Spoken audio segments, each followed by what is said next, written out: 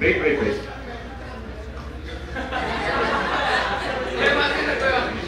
कोई नहीं दिखता मेरे को ऐसे भी है। So I would like to call Janvi ma'am to share her some experience.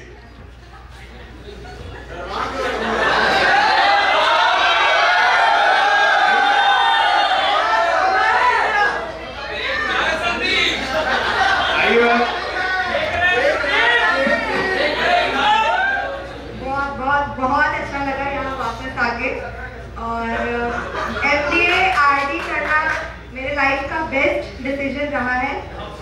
मैंने ग्रेजुएशन किया है दिल्ली यूनिवर्सिटी से, हमेशा इंग्लिश मीडियम, इंग्लिश यहाँ आके एक्चुअली लाइफ क्या होती है वो पता चला।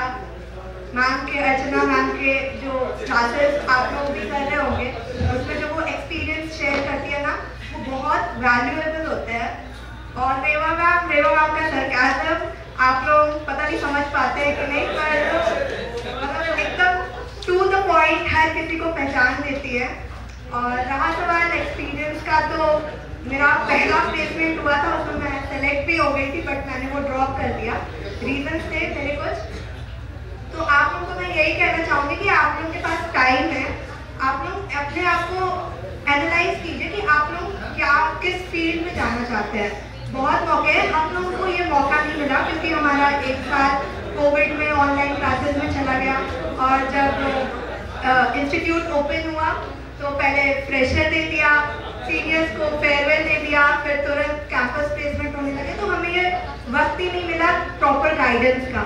तो आप लोगों के पास समय है, अपने आप पे फोकस कीजिए, अपने आप पे इम्प्रूवमेंट कीजिए, बुक्स रीड कीजिए, जैसे कि शुभम ने कहा बहुत इंपॉर्टेंट होता है, और वैरायटी ऑफ बुक्स बहुत इंपॉर्टेंट होता है बुक्स पढ़ना। उससे आपका नॉलेज, आप जो बोलते हैं ना, आपके पास शब्द होते हैं बोलने के लिए, तो बुक्स पढ़िए, बहुत इंटरेस्टिंग होता है।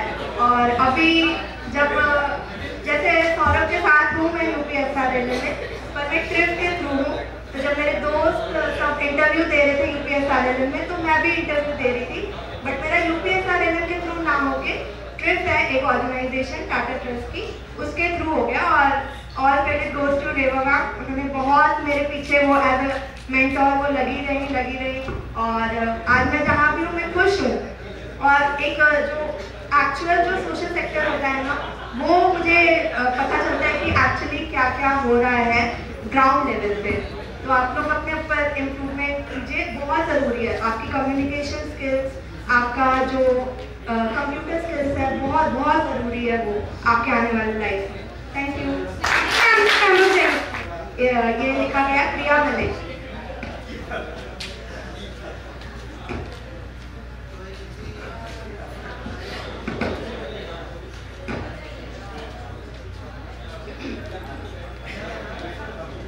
सितारे तो हम रोज देखते हैं, लेकिन सिर्फ टूटते हुए तारे को देख आंखें मूंदे हम सपने देखते हैं।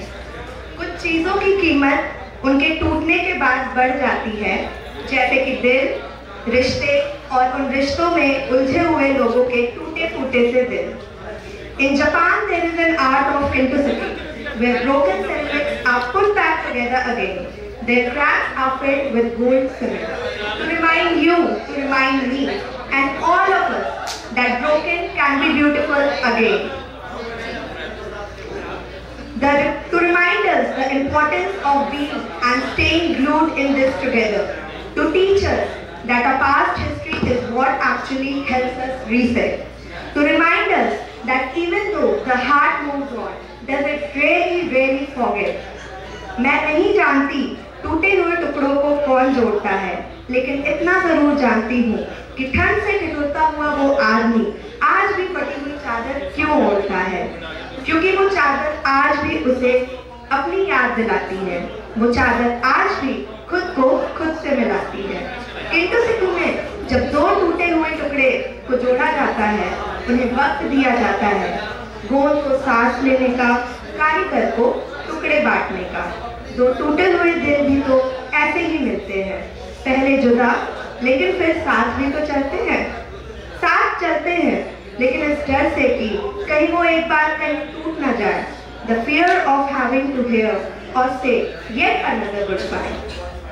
The fear of loving way too much or maybe just a little. The fear of knowing that their hopes and dreams are still way too brittle.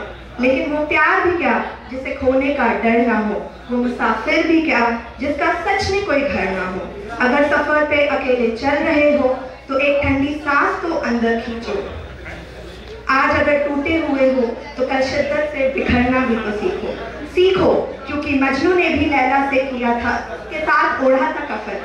सीखो क्योंकि शाहजहां भी आज भी है मुमताज के साथ दफन। देखो कि इश्क मरने के बाद भी नहीं मरता, आशिकों का दिल कभी टूटने से नहीं डरता। माय डियर लिसनर्स, इश्क की फटी हुई चादर को ओढ़ लो, सीधे रास्ते पे बहुत चल लिए, आज खुद के लिए एक मोड़ लो, एक दूसरे का हाथ थामो, सफर के लिए नहीं मंजिल के लिए। अपने सफर को उसकी अपनी राह चुनने दो, रास्ते अलग हो सकते हैं लेकिन जज्बा रखो तो सही।